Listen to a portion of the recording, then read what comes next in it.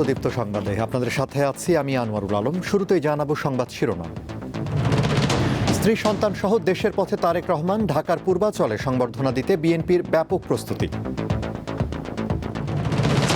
সারা দেশে বিএনপি নেতাকর্মীদের মধ্যে উৎসবের আমেজ। সড়ক, রেল ও নৌপথে ঢাকার পথে যাত্রা। বিএনপি নেতার সংবর্ধনায় আচরণবিধি লঙ্ঘনের আশঙ্কা জামায়াতের। ইসিকে নজর রাখার আহ্বান।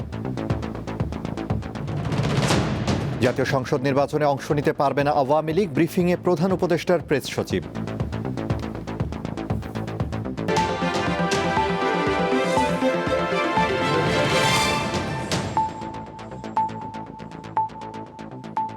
এবার বিস্তারিত। 17 বছরেরও বেশি সময় পর যুক্তরাজ্য থেকে দেশে ফিরছেন বিএনপির ভারপ্রাপ্ত চেয়ারম্যান তারেক রহমান। বাংলাদেশ সময় রাত 8টার পর লন্ডনের বাসা থেকে বিমানবন্দরের উদ্দেশ্যে রওনা দেন তিনি। বিমান বাংলাদেশ এয়ারলাইন্সের একটি ফ্লাইটে আগামীকাল বৃহস্পতিবার বেলা 11:55 তার ঢাকার হজরত শাহজালাল বিমানবন্দরে অবতরণ করার কথা। সংশ্লিষ্ট সূত্রে জানা গেছে, তারেক রহমানের স্ত্রী ডাক্তার জোবাইদা রহমান, কন্যা ব্যারিস্টার জাইমা রহমান সহ আরও বেশ কয়েকজন তার সফর সঙ্গী রয়েছেন। কাল দুপুরে বিমানবন্দরে নামার পর দলের জ্যেষ্ঠ নেতারা তারেক রহমানকে স্বাগত জানাবেন। এরপর তিনি 300 ফিট রাস্তায় সংবর্ধনা স্থলে যাবেন। সেখানে অপেক্ষায় থাকা নেতাকর্মীদের ধন্যবাদ ও কৃতজ্ঞতা জানিয়ে দেশবাসীর উদ্দেশ্যে বক্তব্য দেবেন তারেক রহমান। এরপর বিএনপি চেয়ারপারসন খালেদা জিয়াকে দেখতে এভার কেয়ার হাসপাতালে যাবেন তিনি। সেখান থেকে বিমানবন্দর সড়ক হয়ে গুলশান 2 নম্বরে বাসভবনে যাবেন তারেক রহমান।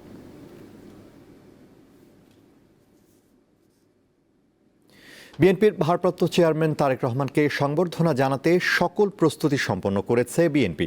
এজন্য রাজধানীর পূর্বাচলে 300 ফিট সড়কে বিশাল মঞ্চ তৈরি করা হয়েছে। 48x36 ফুট মঞ্চের উচ্চতা 8 ফুট, থাকবে এলইডি স্ক্রিন। সমাবেশ ঘিরে মঞ্চ প্রস্তুতের পাশাপাশি নেওয়া হয়েছে বাড়তি নিরাপত্তা ব্যবস্থা। এলাকা জুড়ে বসানো রয়েছে নিরাপত্তা চৌকি, থাকবে 1000-এরও বেশি সিসি ক্যামেরা। পুলিশের পাশাপাশি কাজ করছে সেনাবাহিনী।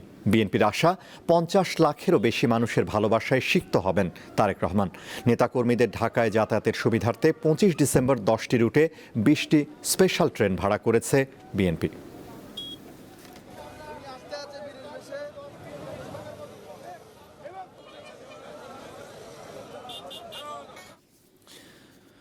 দর্শক, তারেক রহমানের সংবর্ধনা অনুষ্ঠানে অংশ নিতে এরই মধ্যে পূর্বাচল 300 ফিট সড়কে ভিড় করতে শুরু করেছেন বিএনপির নেতাকর্মীরা। সেখানে রয়েছেন সহকর্মী হেদায়েত উল্লাহ সীমান্ত, সরাসরি যোগ দিচ্ছেন তিনি।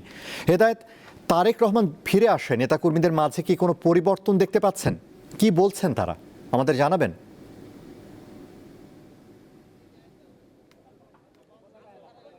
আনোয়ার, আপনি জানেন যে দীর্ঘ 17 বছর পর দেশের মানুষের ভালোবাসা নিয়ে আগামীকাল, অর্থাৎ সবার আগে বাংলাদেশ গড়ার স্বপ্ন নিয়ে আগামীকাল বাংলাদেশের মাটিতে পা রাখবেন বিএনপির ভারপ্রাপ্ত চেয়ারম্যান তারেক রহমান। সেজন্য কিন্তু ইতিমধ্যেই যে 300 ফিটের যে মঞ্চ সেটি প্রস্তুত। পাশাপাশি আমি দেখছি যে একেবারে কুড়িল থেকে মঞ্চ পর্যন্ত ইতিমধ্যেই নেতাকর্মীদের ছেয়ে গেছে পুরো একেবারে এলাকা। আপনি জানেন যে আগামীকাল বেলা 11:45 হজরত শাহজালাল আন্তর্জাতিক বিমানবন্দরে তার অবতরণের কথা রয়েছে। এর আগে তিনি সিলেটের ওসমানী আন্তর্জাতিক বিমানবন্দরে 1 ঘন্টা বিরতি নেবেন, তারপরে কিন্তু ঢাকায় অবতরণ করবেন। তারপরে কিন্তু তার প্রিয় মাতা বেগম খালেদা জিয়ার কাছে যাওয়ার কথা ছিল, কিন্তু নেতাকর্মীদের ভালোবাসার কারণে কিন্তু তিনি 300 ফিটের যে অভ্যর্থনা মঞ্চ করা হয়েছে সেখানে তিনি আসবেন। এখানে নেতাকর্মীদের উদ্দেশ্যে তিনি বসে বক্তব্য দিবেন। তারপরে কিন্তু তিনি এভার কেয়ারে যাবেন। এভার কেয়ার থেকে তিনি গুলশানের বাসা যাবেন। আনোয়ার, আমি যদি আপনাকে দেখানোর চেষ্টা করি, একেবারে 300 ফিটের যে কুড়িল থেকে শুরু করে একেবারে যে মঞ্চ পর্যন্ত ইতিমধ্যেই লোকারণ্য, অর্থাৎ সারা দেশ থেকে যে নেতাকর্মীরা আসা শুরু করেছেন। ইতিমধ্যেই অনেকে বিভিন্ন যানবাহনে করে, ব্যক্তিগত বাস এবং কি বিভিন্নভাবে ট্রেন, লঞ্চে করে আসা শুরু করেছেন। ইতিমধ্যেই মানুষ, আমরা দেখেছি যে এখানে অনেকেই বিভিন্ন খাতা কম্বল নিয়ে অনেকে এখানে অবস্থান করা শুরু করেছেন। পাশাপাশি আপনি কালকে দুপুর নাগাদ কি অবস্থা হবে ঢাকা শহরের, আমরা যদি এখন যে আজকে রাতে নেতাকর্মীদের এমন উপস্থিতি আমরা আপনাদের মাধ্যমে দর্শকরা দেখানোর চেষ্টা করি, একেবারে উচ্ছ্বসিত। অর্থাৎ নেতাকর্মীরা তারেক রহমানের যে 17 বছরে যে তাকে দেখতে পায়নি, তার বক্তব্য সরাসরি শুনতে পায়নি, সেই নেতাকর্মীরা সারা বাংলাদেশ থেকে তারা ছুটে এসেছেন ঢাকায় তার সরাসরি একটু বক্তব্য শোনার জন্য। যে ভালোবাসা এই নেতাকর্মীদের, অর্থাৎ বিএনপির আজকে গত 17 বছর তারা সেই তাদের প্রিয় নেতাকে দেখতে পায়নি, সেই নিয়ম প্রিয় নেতাদের যে ভালোবাসাকে সামনে রেখে কিন্তু তিনি আসছেন। অর্থাৎ নেতাকর্মীরা তাকে যে অভ্যর্থনা দিবেন, সেই অভ্যর্থনা নেওয়ার জন্য তিনি প্রথমে কিন্তু এই 300 ফিটের সেই সভাস্থলে আসবেন। অর্থাৎ তাকে যে সমাবর্তন দেওয়া হবে, সেই সমাবর্তনের মাধ্যমে কিন্তু নেতাকর্মীদের ভালোবাসায় সিক্ত হবেন তারেক রহমান। আনোয়ার, ছিল আমার কাছে 300 ফিট থেকে বিএনপির ভারপ্রাপ্ত চেয়ারম্যান তারেক রহমানের যে অভ্যর্থনার মঞ্চ, সেখানকার সর্বশেষ। সীমান্ত, আপনাকে ধন্যবাদ। পূর্বাচল 300 ফিট থেকে যুক্ত হয়েছিলেন সহকর্মী হেদায়েতুল্লাহ সীমান্ত।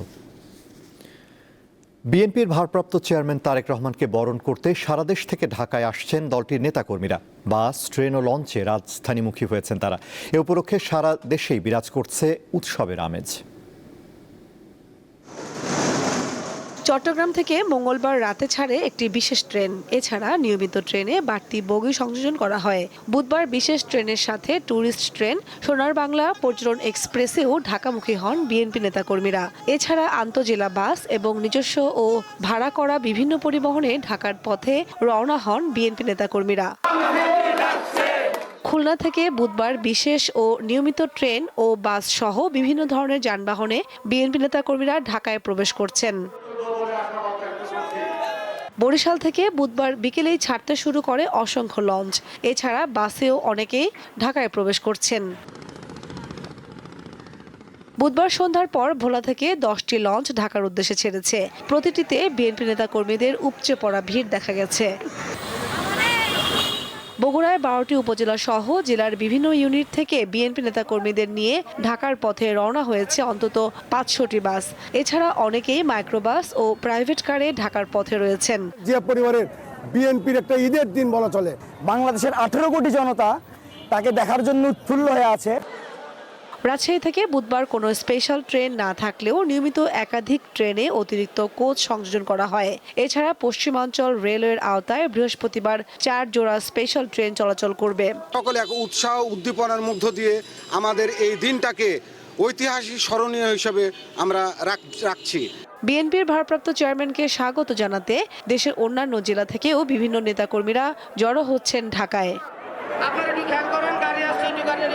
কামরুন নাহার, দীপ্ত, বার্তাকক্ষ। বিএনপিতে যোগ দিয়েছেন এলডিপির রেদওয়ান আহমেদ। তাকে কুমিল্লার 7 আসনে মনোনয়ন দিয়েছে বিএনপি। বুধবার রাজধানীর গুলশানে রেদওয়ান আহমেদের যোগদান অনুষ্ঠানে বিএনপি মহাসচিব জানান, শরিকদের জন্য আরও 9টি আসন ছেড়েছে বিএনপি। বুধবার রাজধানীর গুলশানে বিএনপি চেয়ারপারসনের কার্যালয়ে সংবাদ সম্মেলনের আয়োজন করে দলটি। সংবাদ সম্মেলনে বিএনপির ভারপ্রাপ্ত চেয়ারম্যান তারেক রহমানের প্রত্যাবর্তন উপলক্ষে আয়োজিত কর্মসূচি ঘোষণা করেন দলের স্থায়ী কমিটির সদস্য সালাউদ্দিন আহমেদ। বিমানবন্দর থেকে 300 ফিট রাস্তার অভ্যর্থনাস্থল, সেখান থেকে দেশনেত্রী বেগম খালেদা জিয়াকে দেখতে যাওয়া এভারকেয়ার হাসপাতাল থেকে তিনি সরাসরি বাসভবনে চলে আসবেন।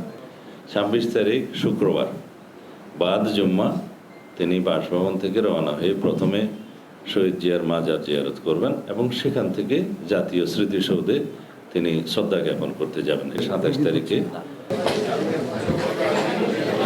একই দিন লিবারেল ডেমোক্রেটিক পার্টি এলডিপি থেকে পদত্যাগ করে আনুষ্ঠানিকভাবে বিএনপিতে যোগ দেন রেদওয়ান আহমেদ। বিএনপি মহাসচিব মির্জা ফখরুল ইসলাম আলমগীর তাকে স্বাগত জানান। ডক্টর রেদওয়ান আহমেদ এলডিপি থেকে যোগ দিলেন, আমার বিএনপিতে যোগ দিয়েছেন।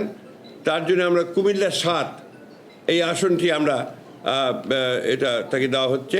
আমি বিএনপির সাথে সমঝোতার ভিত্তিতে নির্বাচনে প্রতিশ্রুতিবদ্ধ এবং আমি বিএনপির নেতৃত্বাধীন যে আমাদের সমঝোতা হয়েছে সেই সমঝোতার সাথে আমি একমত। সংবাদ সম্মেলনে শরিক দলের আরো প্রার্থীদের নাম ঘোষণা করেন বিএনপি মহাসচিব। পিরোজপুর 1-এ মোস্তফা জামাল হায়দার, চেয়ারম্যান জাতীয় party. Narail 2 doctor Fariduzzaman Farhad, chairman NPP. Jessore 5 মুফতি রশিদ বিন ওয়াক্কাস, ইসলামী ঐক্য জোট। ঝিনাইদহ 4 মোহাম্মদ রাশেদ খান, গণ অধিকার। ববি হাজ্জাজ, এনডিএম, তিনি বিএনপিতে যোগ দেবেন এবং সেটা ঢাকা 13, ব্রাহ্মণবাড়িয়া 6 মোহাম্মদ জুনায়েদ আব্দুর রহিম সাকি গণসংহতি আন্দোলন। এটা আমরা ঘোষণা করলাম, এরপরেও আলোচনা চলবে। তারপরে যদি আরও কোনো সিদ্ধান্ত হয় সেই সিদ্ধান্ত আবার পরবর্তীতে আমি আপনাদেরকে জানাবো। দলীয় নেতাকর্মীদের সতর্ক করে মির্জা ফখরুল বলেন, কেন্দ্রীয় সিদ্ধান্ত অনুযায়ী ছেড়ে দেওয়া আসনে বিএনপি কোনো প্রার্থী দেবে না। কেউ স্বতন্ত্র প্রার্থী হলে তার বিরুদ্ধে সাংগঠনিক ব্যবস্থা নেওয়া হবে। সঞ্জিদা প্লাবনী, দীপ্ত সংবাদ, ঢাকা। নির্বাচন কমিশনের পক্ষে 12 ফেব্রুয়ারি সুষ্ঠু ভোট আয়োজন করা সম্ভব হবে কিনা তা নিয়ে সন্দেহ পোষণ করেছে জামায়াতে ইসলামী ও এনসিপি। দুই দলের নেতারাই কমিশনের সক্ষমতা বাড়ানো এবং আইন শৃঙ্খলা নিয়ন্ত্রণে দৃশ্যমান পদক্ষেপ নেওয়ার আহ্বান জানিয়েছে। ভোটের দিন ঠিক রেখে তফসিলের অন্যান্য তারিখ পুনর্বিবেচনার অনুরোধ জানিয়েছে এনসিপি।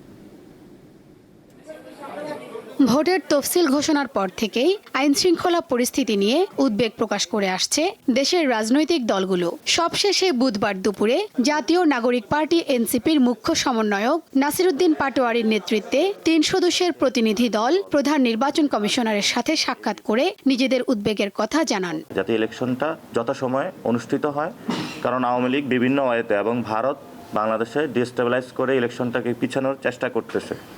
সেই ক্ষেত্রে যাতে ইলেকশন না পিছায়, যথাসময়ে ইলেকশন হয়, সে বিষয়ে আমরা আজকে ইলেকশন কমিশনের কাছে জানতে চেয়েছি। তারা সেই বিষয়গুলো ব্যাখ্যা দিয়েছেন। পরে সিইসির সাথে দেখা করে আইন শৃঙ্খলা নিয়ে উদ্বেগ জানায় জামায়াতের প্রতিনিধি দল। বিএনপির ভারপ্রাপ্ত চেয়ারম্যানের দেশে ফেরা উপলক্ষে আয়োজিত সংবর্ধনা অনুষ্ঠান নিয়ে আচরণবিধি লঙ্ঘন হচ্ছে কিনা তা খতিয়ে দেখার আহ্বান জানান তারা। যে কোনো বিষয়ে ওনারা যাতে তাৎক্ষণিক পদক্ষেপ নেন বা ওনাদের পক্ষ থেকে আমরা দৃশ্যমান কিছু দেখতে চাই। দেশবাসী বুঝতে চাই যে ইসি অ্যাক্টিভ আছেন, সক্রিয় আছেন এবং জনগণের পক্ষ থেকে একটি সুন্দর সুষ্ঠু নির্বাচনের জন্য যে ধরনের পরিবেশ রাখা উচিত সে বিষয়টি ওনারা এনশিওর করবেন। সংশ্লিষ্ট রিটার্নিং কর্মকর্তা বিষয়টি খতিয়ে দেখবেন বলে জানিয়েছেন ইসি সচিব। তিনি জানান, প্রবাসী ভোটারদের জন্য পোস্টাল ভোট বিডি অ্যাপে নিবন্ধনের সময়সীমা 6 দিন বাড়িয়ে 31 ডিসেম্বর করা হয়েছে। এছাড়া মনোনয়ন জমার সুবিধার্থে আগামী শনিবার তফসিলি ব্যাংক খোলা রাখতে বাংলাদেশ ব্যাংকে চিঠি দিয়েছে ইসি। শিউলি শবনম, দীপ্ত সংবাদ, ঢাকা। রাজনৈতিক কার্যক্রম নিষিদ্ধ হওয়া আওয়ামী লীগ আসন্ন সংসদ নির্বাচনে অংশ নিতে পারবে না বলে জানিয়েছেন প্রধান উপদেষ্টার প্রেস সচিব শফিকুল আলম। অন্তর্বর্তী সরকারের উপদেষ্টা পরিষদের বৈঠকের পর সিদ্ধান্ত জানাতে বুধবার বিকেলে রাজধানীর ফরেন সার্ভিস একাডেমিতে সংবাদ সম্মেলনে এ তথ্য জানান তিনি। প্রধান উপদেষ্টাকে 5 মার্কিন আইন প্রণেতার চিঠি দেওয়া প্রসঙ্গে সাংবাদিকদের প্রশ্নের জবাবে শফিকুল আলম বলেন, তিনি চিঠিটি দেখেননি। এ বিষয়ে তিনি জানেন না, কিন্তু আওয়ামী লীগের বিষয়ে সরকারের অবস্থান স্পষ্ট। যেহেতু আওয়ামী লীগের কার্যক্রম নিষিদ্ধ এবং নির্বাচন কমিশন আওয়ামী লীগকে দল হিসেবে বাদ দিয়েছে, তাই আওয়ামী লীগ এই নির্বাচনে অংশ নিতে পারবে না।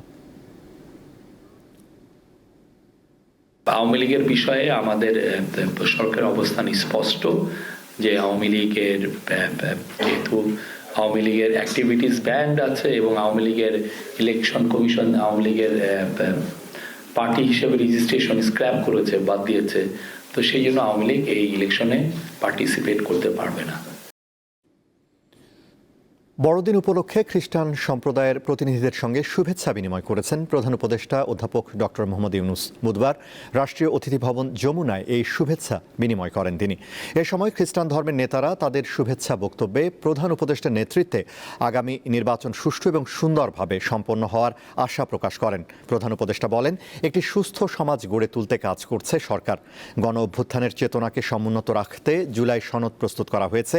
এই সনদের উপর গণভোটের মাধ্যমে দেশ আরেক ধাপ এগিয়ে যাবে। তিনি আরও বলেন, এবার সংসদ নির্বাচনের সঙ্গে গণভোট অনুষ্ঠিত হবে। গণভোটে জনগণ যে রায় দেবে, পরবর্তীতে সংসদ সেভাবেই সংস্কার কার্যক্রম গ্রহণ করবে। প্রধান উপদেষ্টা এ সময় আসন্ন নির্বাচন ও গণভোটের বিষয়ে জনগণকে সচেতন করে তুলতে ধর্মীয় নেতৃবৃন্দকে ভূমিকা রাখার আহ্বান জানান।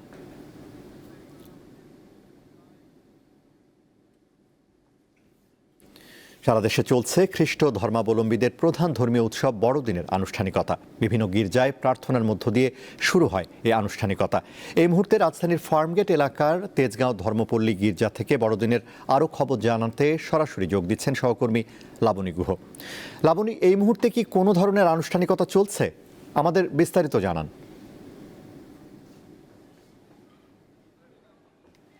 আনোয়ার, আপনার মাধ্যমে দীপ্ত টিভি দর্শকদের আমি জানাচ্ছি বড়দিনের শুভেচ্ছা।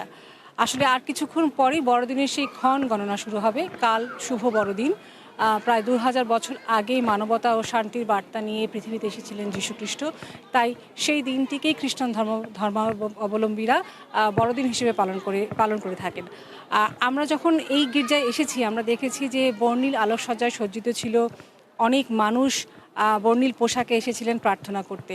মূলত দুটো প্রার্থনা হয়েছে এখানে, সন্ধ্যা 7টায় একটা এবং রাত 9টায় একটা।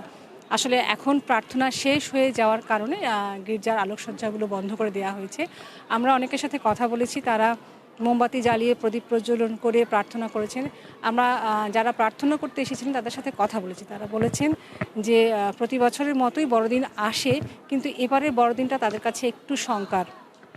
দেশের যে পরিস্থিতি, সেই পরিস্থিতিতে মানুষ যেন শান্তিতে থাকে, দেশে যেন শান্তি ও শৃঙ্খলা ফিরে আসে, সকল মানুষ যেন শান্তিতে থাকতে পারে, সেই প্রার্থনাই তারা যীশু খ্রিস্টের কাছে করেছেন।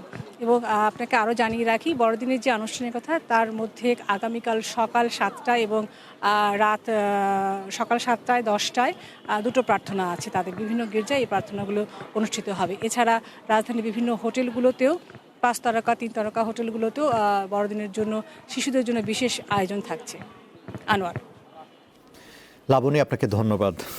তেজগাঁও ধর্মপল্লী গির্জা থেকে জানাচ্ছিলেন সহকর্মী লাবণী গুহ। রামপুরায় 28 জনকে হত্যার মামলায় সেনা কর্মকর্তা কর্নেল রেদওয়ানুল ইসলাম, মেজর রাফাত বিন আলম ও 2 পুলিশ কর্মকর্তার বিরুদ্ধে অভিযোগ গঠন করে বিচার শুরুর আদেশ দিয়েছেন ট্রাইব্যুনাল। বুধবার ট্রাইব্যুনাল 1 জানায় এ মামলার সূচনা বক্তব্য ও সাক্ষ্য গ্রহণ শুরু হবে 20 জানুয়ারি। জুলাই আগস্টে ছাত্র জনতার আন্দোলনের সময় রাজধানীর রামপুরায় নিহত হন 28 জন। এই ঘটনায় মোট 6টি অভিযোগে ট্রাইব্যুনালে হাজির করা হয় বিজিবির 2 সদস্যকে। তারা 2 জনই সেনা সদস্য। পলাতক 2 জন সহ 4 জনের বিরুদ্ধে আনুষ্ঠানিক অভিযোগ গঠন করে বিচার শুরুর আদেশ দেয় ট্রাইব্যুনাল 1। চিফ প্রসিকিউটর দাবি করেন, আসামিরা অতি উৎসাহী হয়ে এই হত্যাকাণ্ড চালিয়েছে, যার অকাট্য প্রমাণ গণমাধ্যমে দৃশ্যমান। এই 2 জন আসামি অতি উৎসাহী হয়ে তারা কমান্ডিং পজিশনে থেকে এই 2টো দিন তাদের নেতৃত্বে রামপুরা এবং বনশ্রী এলাকায় হত্যাযজ্ঞ চলেছে। যে বাহিনীর যে আসামি যারা, তাদেরকে ট্রেন আপ করা হয়েছিল বাংলাদেশের সীমান্ত রক্ষা করার জন্য, কিন্তু তারা সেই ট্রেনিং এবং শক্তি আমাদের সন্তানদের উপরে, জাতির সবচেয়ে মেধাবী সন্তান যারা দেশকে ভালোবেসেছিলেন সেই সব ছাত্র জনতার উপরে তারা এটা প্রয়োগ করেছিলেন। এই দায় আসামিদের ব্যক্তিগত দায়। তিনি অভিযোগ করেন, বিচার কার্যক্রম ভিন্ন দিকে সরানোর চেষ্টা করছেন গ্রেফতার সেনা কর্মকর্তাদের আইনজীবীরা। তারা যখন অপরাধগুলো করেছেন তারা কখনো সেনা কমান্ডের অধীনে ছিলেন না, সেনাবাহিনীর ইউনিফর্মে ছিলেন না, সেনাবাহিনীর ডিসিপ্লিনের মধ্যে ছিলেন না, তারা ছিলেন পুলিশ সদস্য। অথচ এই সেনা পরিচয়কে বাইরে ব্যবহার করার মাধ্যমে তারা এই মামলাটাকে সেন্সিটাইজ করার চেষ্টা করেছেন। এটা অসৎ উদ্দেশ্যে তারা করছেন আসামি পক্ষের এই আইনজীবীরা। আসামি পক্ষের আইনজীবী জানান, তারা ন্যায় বিচারের আশা করছেন। ওনারা সম্পূর্ণ নির্দোষ, ওনাদের গুলিতে আসলে কোনো মানুষ মারা যায় নাই। আমাদের এই 2 জন আসামি ওনারা চাইলে পালিয়ে যেতে পারতেন।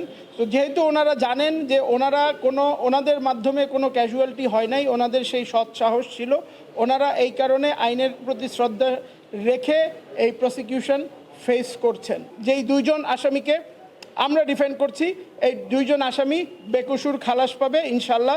এদিকে যাত্রাবাড়ির ইমাম হোসাইন তাইম হত্যা মামলায় সাবেক ডিএমপি কমিশনার হাবিব সহ 11 জনের বিরুদ্ধে ট্রাইব্যুনালে আনুষ্ঠানিক অভিযোগ দাখিল করেছে প্রসিকিউশন। আগামী 5 জানুয়ারি আসামিদের গ্রেপ্তার করে হাজিরের নির্দেশ দিয়েছে ট্রাইব্যুনাল। মাহিদুর রহমান, দীপ্ত সংবাদ, ঢাকা। রাজধানীর মগবাজারে দুর্বৃত্তদের ছোড়া বোমার বিস্ফোরণে সিয়াম নামের এক যুবক নিহত হয়েছেন। বুধবার সন্ধ্যায় মগবাজার মুক্তিযোদ্ধা স্মৃতিস্তম্ভের সামনে ফ্লাইওভারের নিচে এ ঘটনা ঘটে। নিহত যুবকের নাম সিয়াম মজুমদার। প্রত্যক্ষদর্শীরা জানান, সন্ধ্যার দিকে ফ্লাইওভারের ওপর থেকে নিচের দিকে একটি বোমা নিক্ষেপ করা হয়। বোমাটি বিস্ফোরিত হলে ঘটনাস্থলে সিয়াম গুরুতর আহত হন। পরে তাকে রক্তাক্ত অবস্থায় পড়ে থাকতে দেখা যায়। কিছুক্ষণ পর তার মৃত্যু হয়। নিহতের স্বজনরা জানান, সিয়াম একটি বেসরকারি ফ্যাক্টরিতে কর্মরত ছিলেন। ঘটনার সময় তিনি ওই এলাকায় অবস্থান করছিলেন। প্রথমে তার পরিচয় নিশ্চিত করা না গেলেও পরে স্বজনরা এসে তাকে শনাক্ত করেন।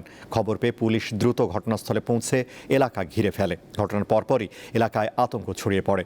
তবে বোমা নিক্ষেপের পর দুর্বৃত্তরা দ্রুত পালিয়ে যায়। পুলিশ জানায় মগবাজার জাহিদ কার ডেকোরেশনের কর্মী ছিলেন নিহত সিয়াম। দোকান থেকে নাশতা নেয়ার জন্য নিহত সিয়াম ঘটনাস্থলে এসেছিলেন। প্রাথমিকভাবে ধারণা করা হচ্ছে ফ্লাইওভারের ওপর থেকে বোমাটি নিচে নিক্ষেপ করা হয়েছে। বোমা নিক্ষেপের কারণ এখনও নিশ্চিত হওয়া যায়নি।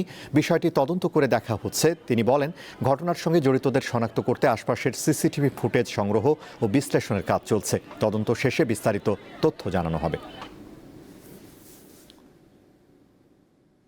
বাংলাদেশ ও চীনের কূটনৈতিক সম্পর্কের 50 বছর পূর্তি উপলক্ষে দেশে প্রথমবারের মতো আয়োজিত হয়েছে golden silk road media award. দেশের বিভিন্ন গণমাধ্যমের 29 জন সাংবাদিক চীন নিয়ে বিভিন্ন বিষয়ে প্রতিবেদনের জন্য এই পুরস্কার পান।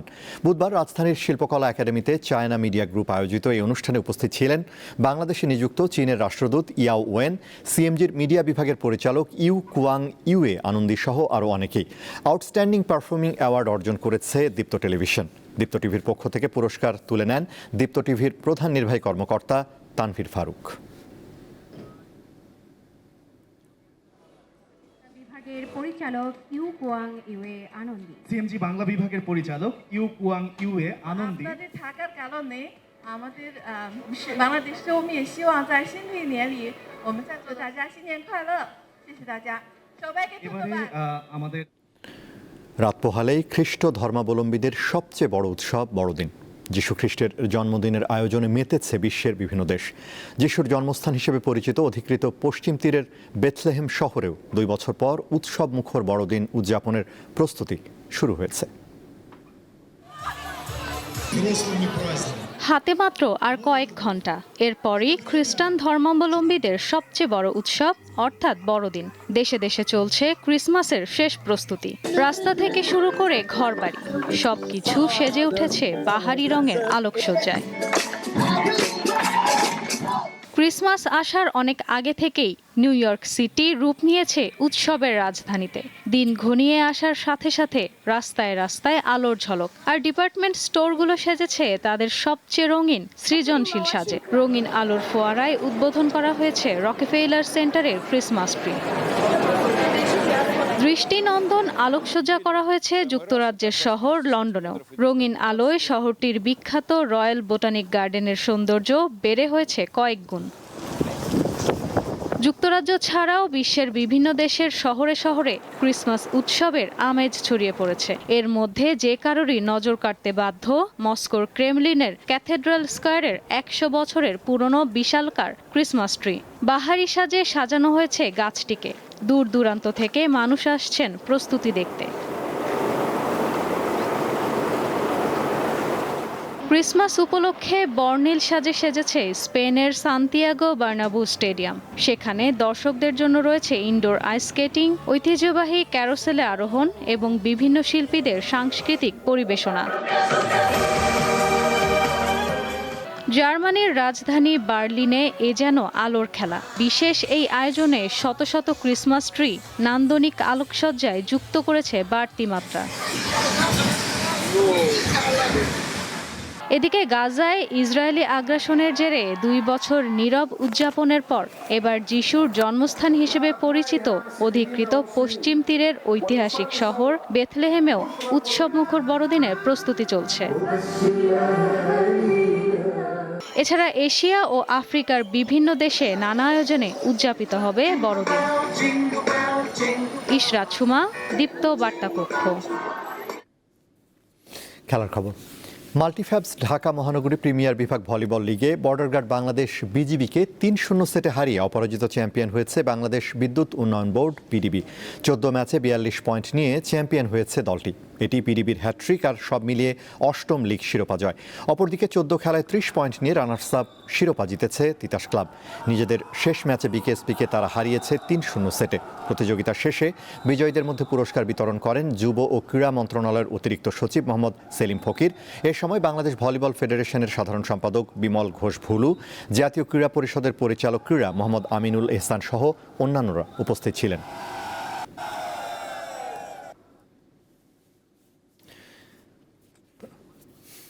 শেষ করছি দীপ্ত সংবাদ, তার আগে শিরোনামগুলো জানাবো আরও একবার। স্ত্রী সন্তান সহ দেশের পথে তারেক রহমান, ঢাকার পূর্বাঞ্চলে সংবর্ধনা দিতে বিএনপির ব্যাপক প্রস্তুতি। সারা দেশে বিএনপি নেতাকর্মীদের মধ্যে উৎসবের আমেজ, সড়ক, রেল ও নৌপথে ঢাকার পথে যাত্রা। বিএনপি নেতার সংবর্ধনায় আচরণবিধি লঙ্ঘনের আশঙ্কা জামায়াতের, ইসিকে নজর রাখার আহ্বান। জাতীয় সংসদ নির্বাচনে অংশ নিতে পারবে না আওয়ামী লীগ, ব্রিফিংয়ে প্রধান উপদেষ্টার প্রেস সচিব।